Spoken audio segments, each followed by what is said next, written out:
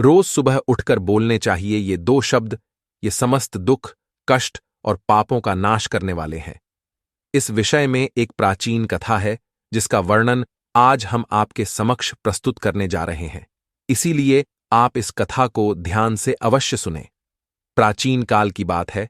एक दिन मुनि वात्स्यायन भगवान विष्णु के दर्शन करने के लिए वैकुंठ लोक पधारते हैं, किंतु वहां पर उन्हें भगवान विष्णु के दर्शन नहीं होते हैं। वहां पर समस्त ब्रह्मांड को अपने मस्तक पर धारण करने वाले शेषनाग बैठे हुए होते हैं। मुनि वात्स्यायन शेषनाग को प्रणाम करते हैं। मुनि को देखकर शेषनाग उनका स्वागत करते हुए कहते हैं, हे मुनिवर, वैकुंठ में आपका स्वागत है। आज किस कारण से आपका वैकुंठ में आगमन हुआ है? मुनि वात्स्यायन कहते हैं, हे नागराज, आपको प्रणाम है। मैं आज भगवान विष्णु के दर्शन करने के लिए ही आया हूं, किंतु मेरा यह कैसा दुर्भाग्य जो मुझे सृष्टि के पालनकर्ता श्री हरि के दर्शन नहीं हो पा रहे हैं। मैंने ऐसा वह कौन सा अपराध किया है जिससे मुझे मेरे भगवान के दर्शन दुर्लभ हो गए हैं? कृपया मुझे उपाय बताइए जिससे मुझे प्रभु के दर्शन सुलभ हो जाए। मैं किस प्रकार से प्रभु को प्रसन्न करूं? शेषनाग जी कहते हैं, हे मुनिवर, आपने कोई अपराध नहीं किया है। भगवान विष्णु के भक्तों के लिए उनके दर्शन दुर्लभ नहीं है। इस विषय में महाराजा जनक से जुड़ा एक प्राचीन इतिहास कहा जाता है, जिसका मैं आपको वर्णन करूंगा। केवल एक पाप के कारण महाराज जनक को नरक के द्वार के पास जाना पड़ा, और किंतु उनके द्वारा बोले गए दो शब्दों के कारण ही उन्हें और अन्य नरक के प्राणियों को नरक से छुटकारा मिल गया। हे मुनिवर, केवल सुबह इन दो शब्दों का उच्चारण करने मात्र से ही समस्त दोष समाप्त होते हैं। हे मुनिवर, आप इस प्राचीन कथा को ध्यान से सुनिए। इस कथा को सुनने मात्र से ही समस्त दुख दूर होते हैं। इस मंत्र का जाप करने से आपको भगवान के दर्शन हो जाएंगे। मुनि वात्स्यायन कहते हैं, हे शेषनाग, मैं इस कथा को सुनने के लिए उत्सुक हूं। कृपया आप इस कथा को मुझसे कहिए, मैं ध्यानपूर्वक इस कथा का श्रवण करूंगा। फिर शेषनाग मुनि वात्स्यायन को वह महान कथा सुनाने लगते हैं। हे मुनिवर, त्रेता युग की बात है, जब भगवान राम और माता सीता मनुष्य देह का त्याग करके अपने धाम को चले गए थे। उसके कुछ समय बाद देवी सीता के पिता श्री महाराज जनक ने योग के द्वारा अपने शरीर का परित्याग कर दिया। देह का त्याग करने के पश्चात उस समय उन्हें ले जाने के लिए एक दिव्य विमान प्रकट हुआ। फिर महाराज जनक उस दिव्य विमान में बैठकर जाने लगे। कुछ समय बाद वह विमान तीव्र गति से यमपुरी पहुंच गया। फिर महाराज जनक का विमान यमपुरी के संयमनीपुरी के निकट से जाने लगा। उस स्थान पर अनेक नरक है, और उन नरकों में अनेक पापी जीव सजा भुगत रहे होते हैं। जैसे ही महाराज जनक का विमान उन नरकों के पास से गुजरने लगा, तो वहां की वायु महाराज के शरीर को स्पर्श करके नरक के प्राणियों को सुख प्रदान करने लगी। उस शीतल वायु से नरक के प्राणियों को नरक की भयंकर अग्नि में शीतलता प्राप्त होने लगी। जैसे जैसे महाराज का विमान उन प्राणियों से दूर जाने लगा, तो फिर उन प्राणियों को नरक की अग्नि से जलन होने लगी, और वे जोर जोर से चीत्कार करने लगे और महाराज से प्रार्थना करने लगे, हे महात्मा, कृपया यहां से दूर ना जाओ। जो वायु आपके शरीर को छूकर हमारी ओर आ रही है, उससे हमें बड़ा सुख मिल रहा है। नरक की अग्नि की दाह कम हो रही है। महाराज जनक बड़े महात्मा थे। उन नरक के प्राणियों का करुण विलाप सुनकर उन्हें बड़ी दया आ गई। उनका हृदय शोक से भर गया। उन नरक के प्राणियों को ऐसे कष्ट भोगता हुआ देखकर महाराज का मन विचलित होने लगा। वे इस प्रकार से सोचने लगे, यदि मेरे यहां पर रहने से इन प्राणियों को सुख प्राप्त होता है, इनकी नरक की पीड़ा कम होती है, तो मैं यहीं पर निवास करूंगा। यही स्थान मेरे ठहरने के लिए उत्तम है। इतना सोचकर महाराज जनक उन प्राणियों को सुख प्रदान करने के लिए नरक के द्वार के पास ही रुक गए। वहां की वायु महाराज के शरीर को छूकर उन प्राणियों की ओर जाने लगी और उन्हें सुख प्रदान करने लगी, जिससे नरक के सभी प्राणी महाराज को धन्यवाद देने लगे और कहने लगे, हे राजन, आप बड़े पुण्यवान हैं। हम पापियों को सुख प्रदान करने के लिए आप उत्तम लोक का त्याग करके यहां पर ठहर गए हैं। फिर कुछ समय के बाद उस स्थान पर नरक के देवता यमराज आ जाते हैं। यमराज देखते हैं कि महान पुण्यात्मा तथा दयालु महाराज जनक नरक के द्वार के पास खड़े हैं। महाराज जनक को वहां पर खड़ा देखकर यमराज को बड़ा आश्चर्य हुआ। वे महाराज जनक से कहने लगे, हे राजन, आप तो बड़े पुण्यात्मा हैं, समस्त धर्मात्माओं के आप शिरोमणि हैं।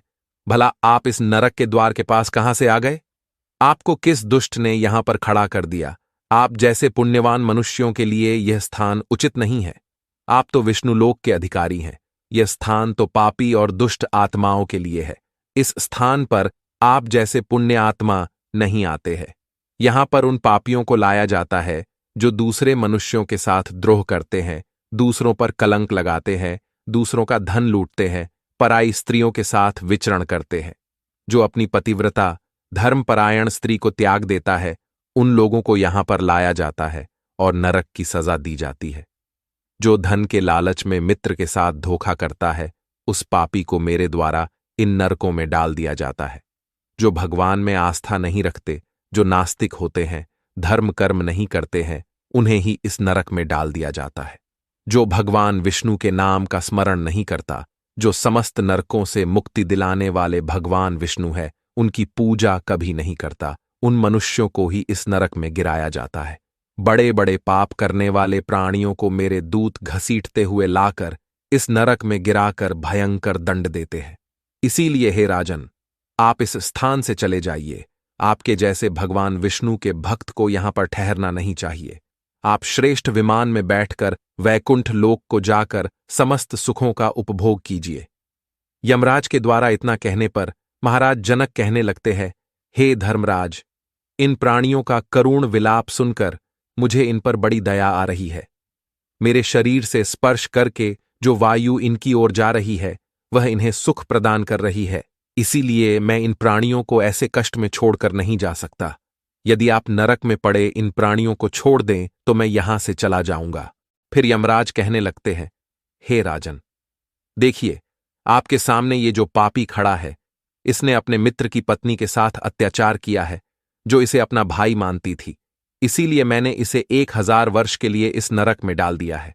सजा भुगतने के बाद इसे सूअर के जन्म में डाल दिया जाएगा। ये जो दूसरा पापी आपके सामने खड़ा है, इसने बलपूर्वक पराई स्त्रियों को आलिंगन दिया है, इसीलिए इसे 100 वर्षों के लिए इस रौरव नाम के नरक में डाला गया है। और उसके पास ये जो तीसरा पापी खड़ा है, ये बड़ा ही नीच है, इसने दूसरों का धन चुराया है, इसीलिए इसके दोनों हाथ काटकर इसे नरक में पकाया जा रहा है। ये जो चौथा पापी है, इसने अपने द्वार पर आए अतिथियों का कभी सम्मान नहीं किया, सदैव उनका अपमान ही किया है, इसीलिए इसे अंधकार से भरे तमिश्र नाम के नरक में डाल दिया जाएगा। ये जो पांचवा पापी है, इसने हमेशा ऊंचे स्वर में दूसरों का अपमान किया है। ये छठा पापी खड़ा है, इसने कान लगाकर दूसरों की निंदा सुनी है, इसीलिए इन दोनों को भी 100 वर्षों के लिए नरक में डाला गया है। ये जो स्त्री है, इसने कभी अपने पति का सम्मान नहीं किया, सदैव अपने पति का अपमान ही किया है, इसी कारण से इसे भी नरक में कष्ट भोगने पड़ रहे हैं। ये जो दूसरी स्त्री है, इसने व्यभिचार किया है, अपने गुणवान पति को छोड़कर दूसरे पुरुष के साथ भोग विलास किया है। ये जो अन्य स्त्रियां हैं, इन्होंने भी भांति भांति प्रकार के पाप कर्म किए हैं। इन्होंने दूसरों को बासी अन्न खिलाया है, द्वार पर आई गायों को मारकर भगाया है, कभी तुलसी की पूजा नहीं की है, इसीलिए इन्हें भी नरक में कष्ट भोगने पड़ रहे हैं। इस प्रकार से यमराज ने अनेक पापियों की ओर इशारा करते हुए उनके पापों का वर्णन किया और फिर महाराज से कहने लगे, हे राजन, ये सभी पापी लोग अपने कर्म बंधन से बंधे हुए हैं, इनको इनके पाप कर्मों की सजा ही मिल रही है। जब इनकी सजा की अवधि पूर्ण हो जाएगी, तभी मैं इन्हें यहां से मुक्त करूंगा। आप इनके लिए कुछ नहीं कर सकते, इसीलिए आप शीघ्रता से यहां से दूर चले जाइए।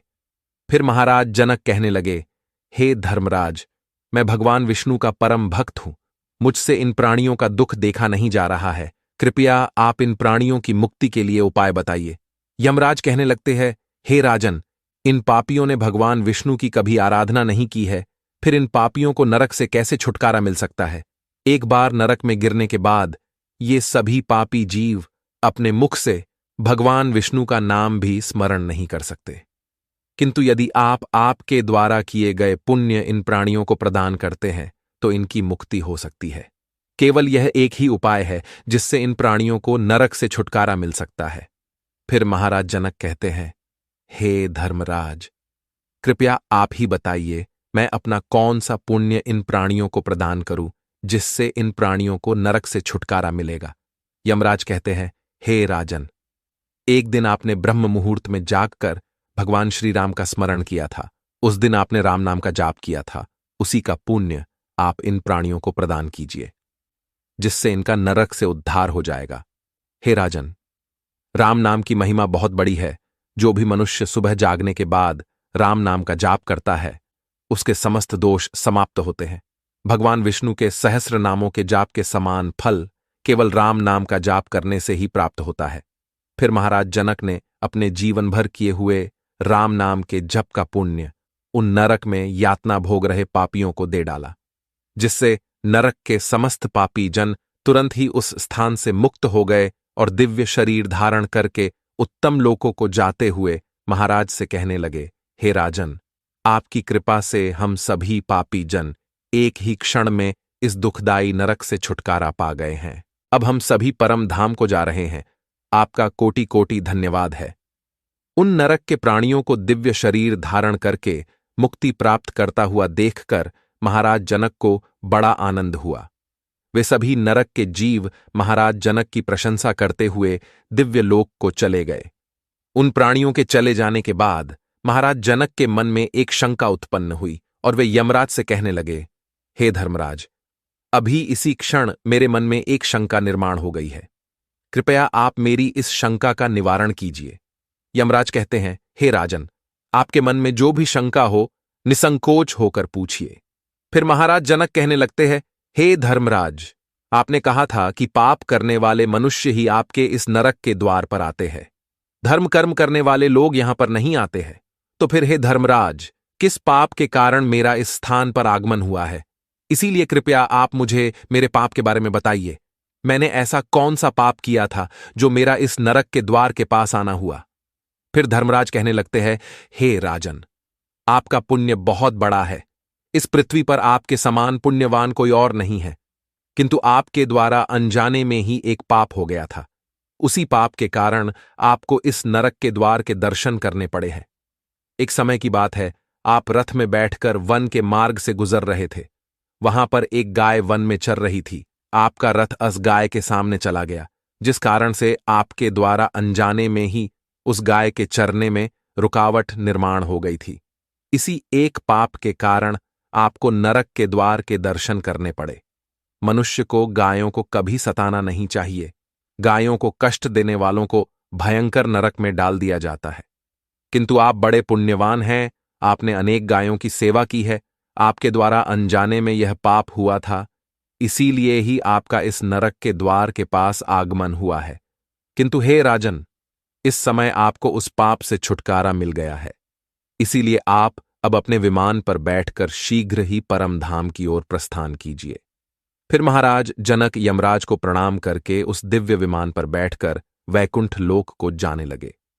शेषनाग कहते हैं, हे मुनिवर, इस प्रकार से महाराज जनक के द्वारा प्रातःकाल में राम नाम का जाप करके जो पुण्य अर्जित हुआ था, उसी पुण्य के कारण नरक के प्राणियों को छुटकारा मिल गया था।